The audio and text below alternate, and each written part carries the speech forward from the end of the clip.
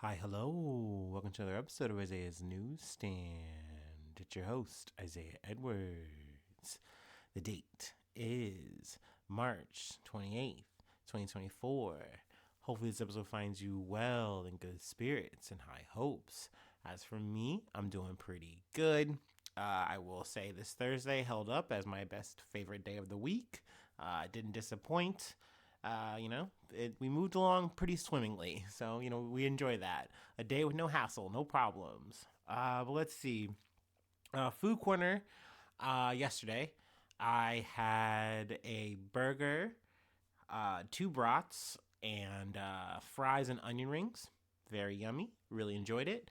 I had a little bit of extra cheese slices, so I added an extra thing of cheese to the burger. So that was a little bit of spice, a little bit of festivity. I don't know. I just felt like adding it.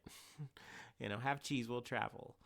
Let's see here. There's really nothing else to report or ramble about my personal life, so that's good. We loved that. So let's go ahead and do our startup, and then we'll go ahead and get into some news. Hopefully that sounds good. Let me go ahead and cue it up. Shoop-a-doo, shoop-a-doo-doo.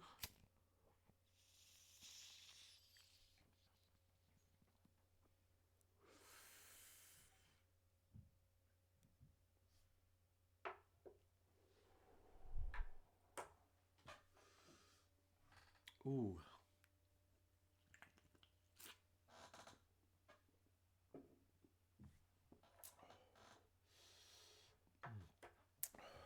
Okay. Our first story comes from Reuters.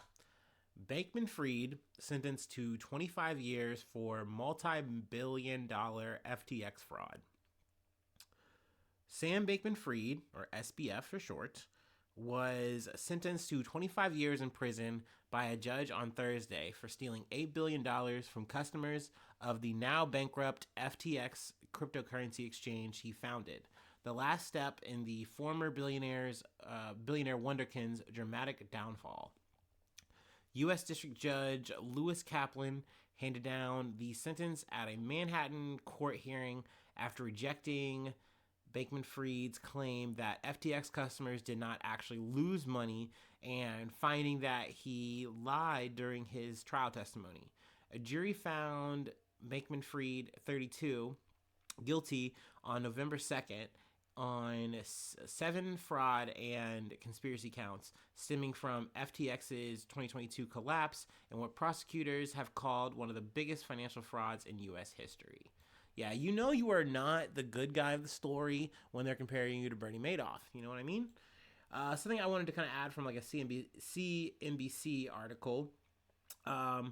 For FTX customers being made whole, according to a judge's ruling, means getting the cash equivalent of what their crypto was worth in November of 2022. In other words, they're not seeing any of the upside of FTX's investments or being given virtual coins that would allow them to cash out at higher valuations.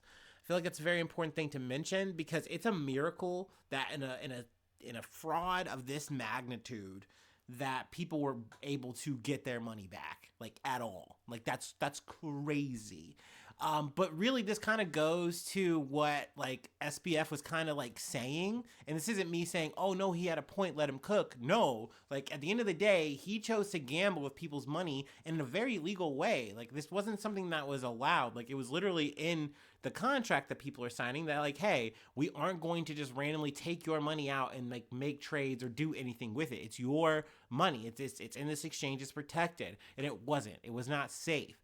But SBS kind of grand little gamble, what he was trying to go for was, hey, we're going to make these investments. It's all going to wind up working out. The market is strong, at least at the time when he's making these decisions. We're going to be fine. And it turns out that even in the worst case scenario, everything kind of falling to the fucking ground, it did wind up that they were able to generate the money to make everybody quote unquote whole.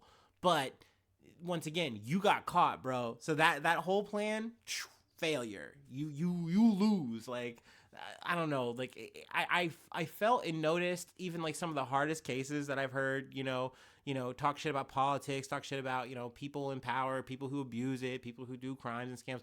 They almost pull their punches on SBF because they like look at him for so long and they go, well, he's just a little guy, he's still a young guy, and like he's just trying to be vegan, like, oh, he's just trying to do his best, like he's just kind of like he was in over his head. It's like, no, man, like you hear his like bullshit ass cockamamie about effective altruism. You hear him play both sides in politics to try to get what he wants. You hear him like say weird shit like, I think I could actually like be president or something like one day. Like, dude, he just was like on some oddball villain shit, low key to me. And I maybe he didn't mean to. Maybe that's not his intention. Like, you know, he's a tragic hero or some dumb shit. But like, no, he criminally gambled with people's lives. You know, like that's just not, that should not be okay. So I know that the defense wanted. Also, he like swapped out his defense team after he was found guilty. That's kind of a common thing I've heard, but like still, you know, big deal. But they were they wanted low ball of like 5.5 years, which kind of makes sense. I've heard I listened to a lot of like, you know, scams, frauds, things like that. A lot of sentences for white collar crime, they usually, if you haven't killed anyone or anything like that, you generally can get a sentence that's around anywhere from like 8 to 12 years, and you get out early, you know, good behavior, all that shit. But you know, then there's the Bernie Madoffs of the world, and they get like over 100 years, and they're already old men. They're gonna die in prison type shit. So I think prosecution was gunning for about 40 plus years, something like that. So I mean, this compromise of 25 years, I mean, it's kind of in that middle, in that range. So I think it's fine when I look at it. You know what I mean? I could have seen him getting 8 to 10 years, you know. Also, a little bit of prison update. I've kind of, you know, been trying to keep up what I can. He's been doing okay. You know, like I said, he's been vegan, so it's hard for him to eat certain things. I think he's been eating a lot of like peanut butter sandwiches or whatever. But, you know, he's making friends. He's, you know, doing the best he can. He's doing stock tips and trading, and not directly, but helping people out, shit like that. And apparently I learned that you can't smoke anymore. Like that's kind of been outlawed or whatever, you know, at least in this prison, or maybe that's like, you know, kind of nationwide. I don't know. You know, hey, that's smart, whatever. But you can't smoke anymore, so that's not really the trade currency anymore. But apparently, like for him to get a haircut and stuff like that, he traded mackerel, which they abbreviate as max. Which I was like, ew, because I could not imagine like people like trading mackerel for like goods and services. Like that bummed me the fuck out. And I know, like, hey, this is probably for the best, right? Like smoking, you know, can kill, all that shit. But like, I'm sorry, man. That hits for my nostalgia points. That like that's what you do in prison for currency. You smoke the cigarettes. Give me a dart. Like I don't know. So it's weird that now people are eating fish, packets of fish, out of a tin. Ugh. Anyway, you know. Is there anything else I really want to cover here? I feel like I'm good. I'm over here talking about fucking mackerel now. But yeah, I mean, like I said, I'm fine with the sentence. I think it's good. Yeah, 32, man. Like he's literally younger than me by a year. He had all this shit, had the world by the goddamn balls. But you know, bet too hard, bet a little too fast. Yeah, let's go ahead and move on. Let's get a little international with it. From the BBC. South Africa, girl 8, only survivor as 45 killed in bus crash. 45 people have died in South Africa after the bus they were in plunged some 50 millimeter, oh, not millimeters, I'm sorry. I'm an American, my bad. 50 meters or 165 feet off a bridge into a ravine, authorities say. An 8-year-old girl, the only survivor, was taken to the hospital with serious injuries. The bus crashed through a barrier and caught fire when it hit the ground in the northeastern Limpopo province. The passengers were pilgrims traveling from Botswana capital Gaborone to one Easter service in town of Moria. The vehicle lost control and went off a bridge on the Mamat Lakala mountain pass between Mokopane and Marken, around 300 kilometers or 190 miles north of Johannesburg, according to South African public broadcaster SABC. Rescue operations went on late into Thursday evening, with some of those killed reportedly hard to reach amid the debris. So obviously it's very unfortunate, very sad. My condolences goes out to the families. But, something of that magnitude I do try to cover, if I have the opportunity. So I wanted to, get that in there. But let's, we're zigging and we're zagging. Let's actually let me take a water break for the sake of my throat.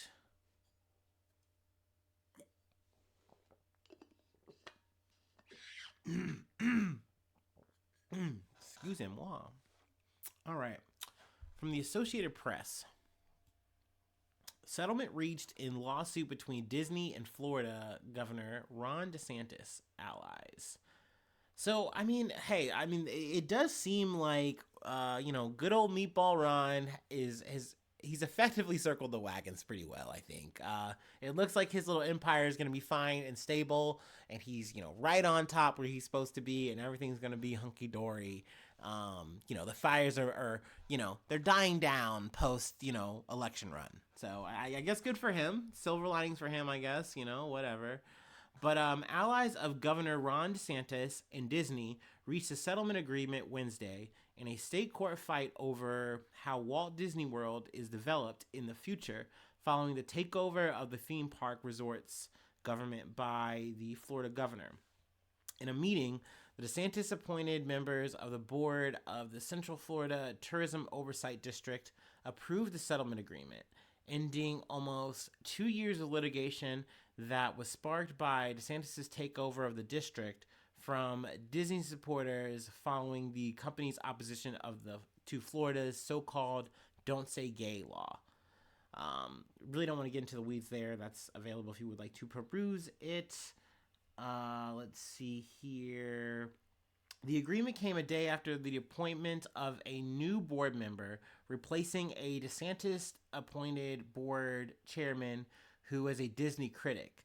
Under the New Deal, covenants and a development agreement Disney supporters on the board made with the company just before the state takeover would be dropped, and the new board agreed to operate under an earlier plan. So I kind of just want to go into riff mode here, so forgive me. But essentially, they just said, hey, we don't want to stay tied up into this shit. And I think from DeSantis' end, we're like, we don't want to either. Like, obviously, I just want to, stay the king of Florida, whatever. But they had this, 11th hour fucking, kind of countermeasure that they tried to do to give power to, the California branch or whatever the fuck, or, the Disney company itself. Anyway, essentially trying to hijack from the new board that DeSantis is trying to make. And DeSantis is like, okay, we're obviously we're going to get tied up in court about this shit. So they said, hey, let's just cut the shit and you get to keep your board, but get rid of the at least one or two of the really assholes that just really hate us and talked way too much shit. And you can replace them with whoever else you want, and we'll just negotiate more and really work together. And I think they're saying, okay, that's fine. And that's more or less, I think, where they're going to leave it for now. So it seems like it's amicable enough. Disney's not going to get full control back of, their little district where, it's like, hey, you can't even die on the premises. You gotta fucking, die outside technically legally. But we're going to make sure we take care of all the roads, all of the, the police and fire shit. It's all going to be paid by Disney. Well, now it's going to go to Florida. So essentially now it's just going to be more of a working relationship that's, I guess, once again, more amicable. So that's good for the goose and the gander. Honestly, I like seeing DeSantis in the hot seat. I like seeing these motherfuckers fight, but it seems like now they've kind of kissed and made up. Which is also an inevitable end in and of itself. At the end of the day, Godzilla and Kong are going to stop fighting, and I guess we're going to hope that they're going to make a sequel like they're doing now or whatever. I'm not going to watch it. I don't really keep up with the Joneses. I watched that shit one time. I didn't see Godzilla Plus One. I didn't see that. I should. I heard it's good. Anyway, I feel like we can call that covered. Once again, you can go to the Associated Press and read it yourself. Read all about it. Do you want to read this highlighted portion? No, I feel like I summed it up enough. I trust myself, you know. And there's names, but who cares? What's in a name? That shit's gonna pass. Do you really want to? If I cram that into your brain, you're gonna forget something else. You know, like who cares? Let's just hang out. Let's just vibe. We have one more thing to cover anyway, right? And then I'll let you go. I gotta go, eat some food. I'm really hungry. Um, yeah, let's take it out. Let's draw our last pathetic card and see what happens. You know what I mean? Oh wait, let me take my last break and then we'll call it quits. All right.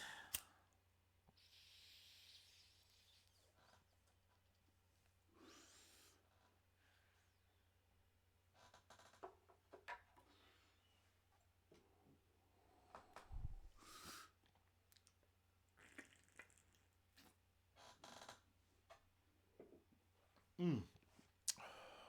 Mm. Okie dokie smoky. I'm all revved up and ready to go. Ooh.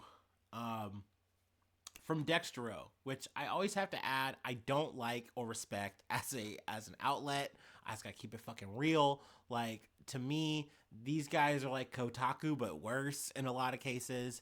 But hey, I will get my news where I can, and I will salute you for doing that for me. Thank you for being available, and that's me sourcing you. So there you go. Awesome. Yu-Gi-Oh! Thieves caught after ultra rare card heist.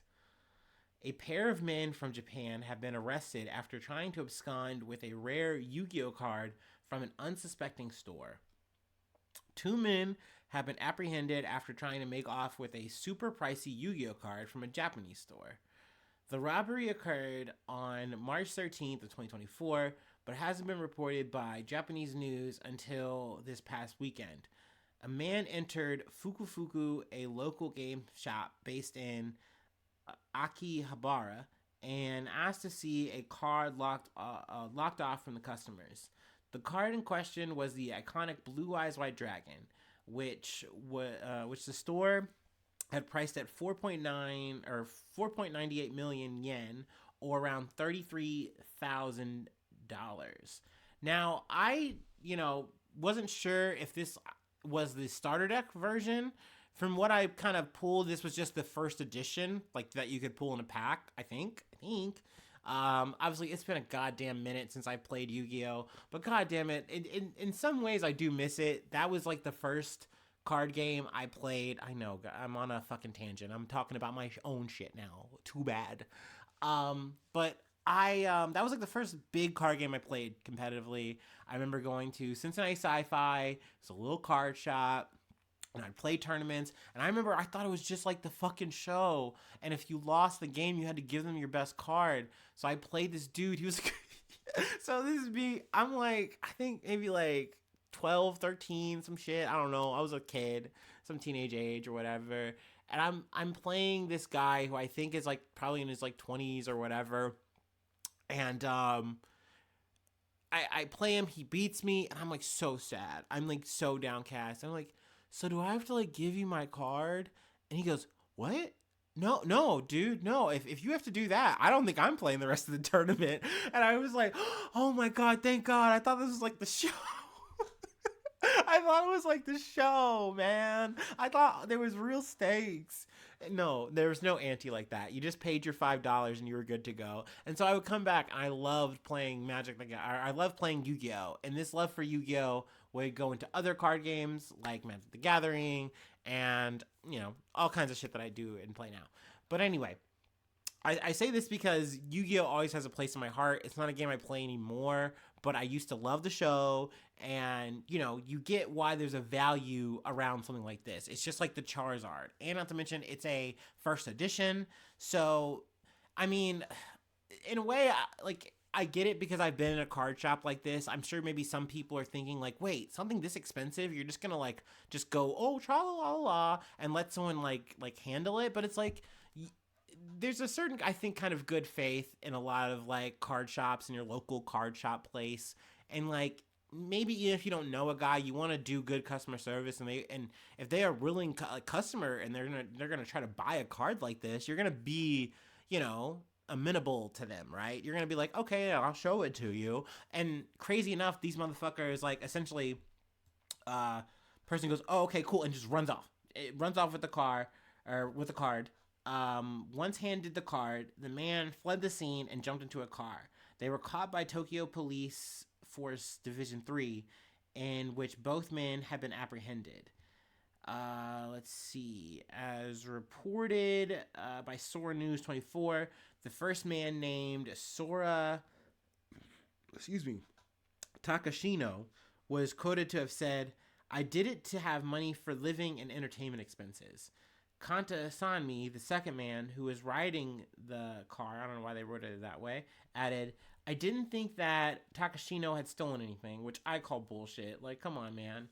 But contrary to what both men admitted, the card was reportedly sold at another store nearby for a lot less money than it was worth, according to reports. The men sold it for 1 million yen, which is $6,601.97. Presumably, the men cut the price down to shift it quickly before getting caught. So obviously it's really bummer news. Once again, like, it's not even that much of a charity that you're giving, saying, "Hey, yeah, you can see the card," especially if you're like a actual, like, you're interested buyer potentially, or maybe, like, once again, maybe this being nice. I think that's like really cool that they would even be so cool to like say, "Hey, here's this card." But that I that being said, I think it was cool to obviously just talk about Yu-Gi-Oh a little bit, talk about my obsession, which is card games, and I'm glad that, like, this is a thing. Like, I will not forget Logan Paul walking out WrestleMania with the goddamn Charizard fucking necklace, and I was like, "God damn it, you fucking blonde son of a bitch!" Like, I'm not a fan of the Paul brothers or whatever, but that's such a good flex. You know what I mean? I think every millennial fucked with that a little bit, even if you don't fuck with him. But that being said, I think I'll call the episode there. I've ranted enough. I've raved. But yeah, if you'd like to support the effort, you can financially. Patreon.com/News. I will dub thee a newsie. I shout you out at the top of the month. Say your name, plug up a project if you'd like. Free ways to hit me up, xanews1@gmail.com. Feel free to follow me or the socials. You can find me on the internet. And then hopefully you're subscribed to the YouTube. Really helps out if you are. Also, hit that like button, hit the share button, hit the comments, leave something cool, say something nice, start a discourse that is fun and engaging. I would love to see that. We love to see that. I really do appreciate when you guys just sound off and say things. Like, that's great. It stun locks me. And yes, and sometimes I'm late. Sometimes I'm a little bit short. That's because I just don't believe in myself, and I don't think anyone's listening. But I know you guys are, and I really, really love that. And just thanks so much for that. Also leave, reviews, all those stars. Those are great too. But yeah, hopefully I see you soon for some more good news. I love ya. Bye-bye. Mwah.